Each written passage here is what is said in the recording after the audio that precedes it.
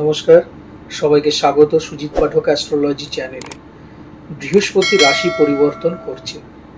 1 মে 2024 বৃহস্পতি মেষ রাশি ছেড়ে বৃষ রাশিতে গমন করবে। যেহেতু এটি একটি বড় প্ল্যানেট, অর্থাৎ ম্যাক্সিমাম দিন এই এক একটি রাশিতে সে থাকে, ফলে এরা যখন গোচর করে বা রাশি পরিবর্তন করে তার প্রভাব কিন্তু 12টা রাশির ওপরই কম বেশি পড়ে। সেটা ভালো প্রভাব হতে পারে, সেটা মন্দ প্রভাব হতে পারে। তাই নিয়েই আজকের এই আলোচনা। আজকে যে রাশিটি সম্পর্কে আমি আলোচনা করব সেটি হলো সিংহ রাশি। সিংহ রাশির জাতক ও জাতিকারা বৃহস্পতির এই রাশি পরিবর্তনের ফলে কি ফল পেতে চলেছে তারই একটি পূর্বাভাস। বৃহস্পতি 1 মে 2024 সে বৃষ রাশিতে প্রবেশ করবে এবং এই বৃষ রাশিতে থাকবে 14 মে 2025 পর্যন্ত। এছাড়া এই বৃষ রাশিতেই সে রেট্রোগেট বা বক্রি হবে 9 অক্টোবর, আর বক্রি ত্যাগ করবে 2025 সালের ফেব্রুয়ারি মাসের প্রথম দিকে। বৃহস্পতি তার যে স্বাভাবিক দৃষ্টি সেটি থাকে হচ্ছে পঞ্চম ভাবে, সপ্তম ভাবে এবং নবম ভাবে। বৃহস্পতি এখান থেকে পঞ্চম ভাবের দৃষ্টি দিচ্ছে কন্যা রাশির ওপরে, সপ্তম ভাবের দৃষ্টি দিচ্ছে বৃশ্চিক রাশির উপরে এবং নবম ভাবের দৃষ্টি দিচ্ছে মকর রাশির উপরে। যদি আমরা সিংহ রাশি দেখি তাহলে পরে সিংহ রাশির দশম ভাবে বৃহস্পতি এসে পৌঁছবে 1 মে, এবং সেখান থেকে সিংহ রাশির দ্বিতীয় ভাব যেটি কন্যা রাশি সেখানে দৃষ্টি দেবে, সিংহ রাশির চতুর্থ ভাব যেটি বৃশ্চিক রাশি সেখানে দৃষ্টি দেবে, এবং সিংহ রাশির ষষ্ঠ ভাব সেখানেও বৃহস্পতি দৃষ্টি দেবে। তাহলে পরে কি কি ফল তারা লাভ করতে পারছে সিংহ রাশির জাতক ও জাতিকারা? প্রথমত হচ্ছে বৃহস্পতি দশম ভাবে গেলে পরে আপনারা সাকসেস পাবেন, যে কোনো কাজে আপনাদের সফলতা আসবে। যে কাজগুলো এতদিন পেন্ডিং হয়েছিল, যে কাজগুলো আটকে ছিল, মনে হচ্ছিল আজ হবে কাল হবে, সেই প্রত্যেকটা কাজের সফলতা কিন্তু আপনার আসবে। যারা কর্মক্ষেত্রে রয়েছেন তাদের কর্মক্ষেত্রে উন্নতির জায়গা তৈরি হবে। যারা ঊর্ধ্বতন কর্তৃপক্ষের সাথে সেইভাবে ওঠা বসা করতে পারছিলেন না বা আপনাদের মনে হচ্ছিল যে আমাদের সুইচ করে অন্য জায়গায় বেরিয়ে যাওয়া দরকার, তাদেরও কিন্তু একটা মানসিক শান্তি আসবে এবং কর্মক্ষেত্রেও আপনাদের সফলতার জায়গা তৈরি হবে। বৃহস্পতি যখন এই বৃষ রাশি দিয়ে গমন করবে তখন কিন্তু সে 3টি নক্ষত্রকে পাবে, অর্থাৎ 3টি নক্ষত্রের ওপর দিয়েই তার সঞ্চার হবে। প্রথম নক্ষত্রের ওপর দিয়ে যখন সে পাস করবে সেটি হলো কৃত্তিকা নক্ষত্র, অর্থাৎ 1 মে সে কৃত্তিকা নক্ষত্রের ওপর দিয়ে প্রবেশ করবে। সেকেন্ড যে নক্ষত্র আসবে সেই সেকেন্ড নক্ষত্র হলো রোহিণী নক্ষত্র। রোহিণী নক্ষত্রের ওপর দিয়ে বৃহস্পতি গোচর করবে এবং সর্বশেষ গোচর করবে সে মৃগশিরা নক্ষত্রের ওপর দিয়ে। প্রত্যেকটা নক্ষত্রের ওপর দিয়ে যখন বৃহস্পতি গোচর করবে তখন কিন্তু আপনারাও সেই অনুযায়ী বিভিন্ন ধরনের ফল লাভ করতে পারবেন। তাহলে বৃহস্পতি যখন 1 মেতে কৃত্তিকা নক্ষত্রে প্রবেশ করবে এবং কৃত্তিকা নক্ষত্রে প্রবেশ করে সে যখন আপনার রাশিভাবের দ্বিতীয় ভাবে দৃষ্টি দেবে তখন কিন্তু সেখানে কেতুও বসে রয়েছে অলরেডি, তখন কিন্তু আপনার আর্থিক কিছু হানির জায়গা পাওয়া যাচ্ছে। অর্থাৎ মানে কোনো জায়গায় আপনি লগ্নি করতে গেলে বা কিছু টাকা যে কোনো জায়গায় ইনভেস্ট করতে গেলে পরে আপনি 10 বার ভাববেন যে আমি সেখানে লগ্নি করব কি করব না। এই চিন্তা ভাবনা করতে করতেও আপনার দেরি হতে পারে, অথবা আপনি যদি ঝটাফট কোনো রকম ভাবে লগ্নি করে দেন তাহলে পরেও কিন্তু আর্থিক হানির জায়গা তৈরি হতে পারে। সেক্ষেত্রে আপনাকে একটু যত্নবান হতে হবে। এছাড়া আপনার স্বজনদের সাথে যে সম্পর্কের জায়গা খারাপ চলছিল সেই জায়গা ধীরে ধীরে আরো ডেভেলপ করবে, আরো ভালো হবে এবং স্বজনদের সাথে একটা মিলিত জায়গা তৈরি হবে। কিছু অর্থ অবশ্যই আপনি সঞ্চয় করতে পারবেন, কেননা যে খরচের জায়গা রয়েছে সেই খরচের জায়গা বাঁচিয়েও আপনি কিছু অর্থ সঞ্চয় করতে পারবেন। যখন কৃত্তিকা নক্ষত্রে থেকে বৃহস্পতি আপনার চতুর্থ ভাবে দৃষ্টি প্রদান করবে সেই সময় মায়ের দেহ আরোগ্য লাভের জায়গা পাওয়া যাচ্ছে। যদি আপনার মা বহুদিন যাবৎ কোনো রোগে ভোগে তাহলে পরে সেই জায়গা থেকে তার আরোগ্য লাভ হবে।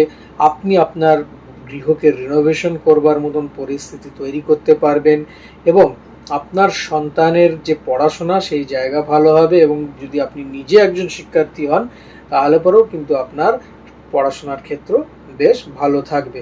বৃহস্পতি যখন কৃত্তিকা নক্ষত্রে অবস্থান করে আপনার ষষ্ঠভাবে দৃষ্টি দেবে, সেই সময় কিন্তু যে মাথা চাড়া দেওয়ার শত্রুরা ছিল তারা কিন্তু অনেকটাই দমন হয়ে যাবে। তারা কিন্তু আর সেইভাবে আপনার সামনে এসে অম্বিতম্বি করতে পারবে না। এছাড়া আপনার শারীরিক পীড়ার জায়গাও কিন্তু অনেকটা লাঘব হবে।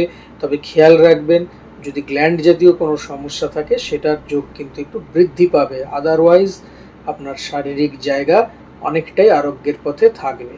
যদি বৃহস্পতি রোহিণী নক্ষত্রে প্রবেশ করে, যে সময় করবে, সেই রোহিণী নক্ষত্রে প্রবেশ করে যদি আপনার দ্বিতীয়ভাবে দৃষ্টি প্রদান করে, তখন কিন্তু আপনি গৃহে একটু খিটখিটে মেজাজের হয়ে যাবেন। অর্থাৎ যে কোনো কাজেই সব কিছুতে আপনি খুঁত ধরতে চাইবেন, এই জায়গা থেকে আপনাকে বেরিয়ে আসতে হবে।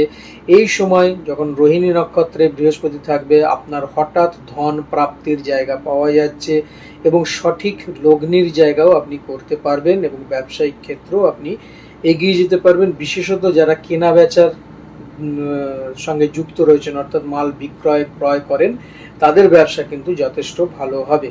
যখন বৃহস্পতি রোহিণী নক্ষত্র থেকে আপনার চতুর্থভাবে দৃষ্টি দেবে, সেই সময় আপনার নতুন গৃহ লাভের জায়গা পাওয়া যাচ্ছে, হতে পারে নতুন গৃহ প্রবেশ। এছাড়া আপনি কোনো ভূমি লাভ করতে পারেন। আপনার মায়ের সাথে খুব ভালো সম্পর্ক তৈরি হবে এবং মায়ের দ্বারা কিন্তু আপনার উন্নতির যোগও পাওয়া যাচ্ছে। যখন রোহিণী নক্ষত্র থেকে বৃহস্পতি আপনার ষষ্ঠভাবে দৃষ্টি প্রদান করবে, সেই সময় আপনার মেডিকেল এক্সপেন্সের জায়গা একটু বাড়তে পারে। বেফালতু কিছু খরচ হবে, যেটা আপনার মেডিকেল টেস্টের জন্য হয়তো হতে পারে। তাছাড়া শত্রুদের সাথে আপনার ভালো একটা রিলেশনের জায়গা তৈরি হবে। শরিকি দ্বন্দ্ব যদি থেকে থাকে, সেই শরিকি দ্বন্দ্ব কিন্তু মিটে আসবার জায়গায় থাকবে। এছাড়া আপনাদের যে বৈবাহিক সম্পর্ক সেটা ভালো থাকবে এবং আপনাদের প্রেমের ক্ষেত্রেও কিন্তু জায়গা অত্যন্ত শুভ হবে। যখন বৃহস্পতি মৃগশিরা নক্ষত্র অর্থাৎ মঙ্গলের নক্ষত্রের থেকে আপনার দ্বিতীয়ভাবে দৃষ্টি দেবে এবং সেখানে কেতুর অবস্থান, সেই সময়ও কিন্তু আপনাকে সাবধানে লগ্নি করতে হবে কোনো জায়গায় এবং অর্থ সঞ্চয়ের ক্ষেত্রেও কিন্তু আপনাকে যত্নবান হতে হবে। এছাড়া সেই সময় কিন্তু আপনার বাক্যের দ্বারা শত্রু সৃষ্টি হওয়ার জায়গা রয়েছে, অর্থাৎ আপনি ভালো কথা বললে পরেও খারাপ হওয়ার জায়গা তৈরি হবে। সেক্ষেত্রে আপনাকে একটু যত্নবান হতে হবে। যখন মঙ্গলের নক্ষত্র অর্থাৎ মৃগশিরা নক্ষত্র থেকে বৃহস্পতি আপনার চতুর্থভাবে দৃষ্টি দেবে, সেই সময় লাভ হতে পারে আপনার কোনো প্রপার্টি, আপনার কোনো বাহন লাভের জায়গা সেই সময় তৈরি হবে। আপনি যেটা পছন্দ করছিলেন বা অনেক দিনের আটকে থাকা যে কাজ, সেই কাজ আপনার তৈরি হয়ে যাবে এবং সমাধান হয়ে যাবে। বৃহস্পতি যখন মৃগশিরা নক্ষত্রে অবস্থান করে আপনার ষষ্ঠভাবে দৃষ্টি প্রদান করবে, সেই সময় কিন্তু আপনার শত্রুকে আপনি ভীষণভাবে পরাভূত করতে পারবেন। আপনার শারীরিক যে জায়গা সেটা ধীরে ধীরে আরোগ্য লাভের পথে থাকবে। তবে ছোটোখাটো কোনো অপারেশনের জায়গা পাওয়া যাচ্ছে, সেটা অবশ্যই আরোগ্যের জন্য, অবশ্যই আপনার সেক্ষেত্রে সাকসেস আসবে এবং আপনি আপনার শত্রুকে জয় করে এগিয়ে যেতে পারবেন সামনের দিকে। যদি আপনি চাকরি করেন, চাকরি ক্ষেত্রে আপনার যথেষ্ট উন্নতির যোগ পাওয়া যাচ্ছে এবং প্রমোশনও কিন্তু হবে। যদি আপনি প্রশাসনিক ক্ষেত্রে থাকেন অথবা ফায়ার সার্ভিসে থাকেন, তাহলে পরেও আপনাদের ক্ষেত্রে বেশ ভালো একটি জায়গা রয়েছে। এবারে বলবো যে এই যে তিনটি নক্ষত্র দিয়ে বৃহস্পতি পাস করবে, এরা কোন কোন সময় করছে। প্রথমেই বলেছি যে 1 মে বৃহস্পতি যখন প্রবেশ করছে, সেই সময় সে কৃত্তিকা নক্ষত্রের মধ্যে দিয়েই প্রবেশ করছে। দ্বিতীয় যখন সে রোহিণীতে প্রবেশ করবে, সেটি হবে 13 জুন থেকে, অর্থাৎ 13 জুন থেকে বৃহস্পতি রোহিণী নক্ষত্রের ওপর দিয়ে পাস করবে এবং সর্বশেষ যে নক্ষত্রের ওপর দিয়ে বৃহস্পতি পাস করবে সেটি হচ্ছে মৃগশিরা, সেটি হবে 22 আগস্টের পর থেকে। এই হলো তিনটি নক্ষত্রের ওপর দিয়ে তার প্রবেশ করবার টাইম এবং আগেই আমি বলে দিয়েছি যে 9 অক্টোবর সে বকরি হবে এবং 2025 সালের ফেব্রুয়ারির প্রথম দিকে সে বকরি ত্যাগ করবে। তাহলে করে বন্ধুরা, আজ এই পর্যন্তই। আগামী দিন বৃহস্পতির রাশি সঞ্চার নিয়ে কে কি ফল পেতে পারে, সেই রকমই আরেকটি রাশি নিয়ে আপনাদের সামনে উপস্থিত হব। ততক্ষণের জন্য সবাই ভালো থাকুন, সুস্থ থাকুন এবং অবশ্যই আমার চ্যানেলের সঙ্গে থাকুন। নমস্কার।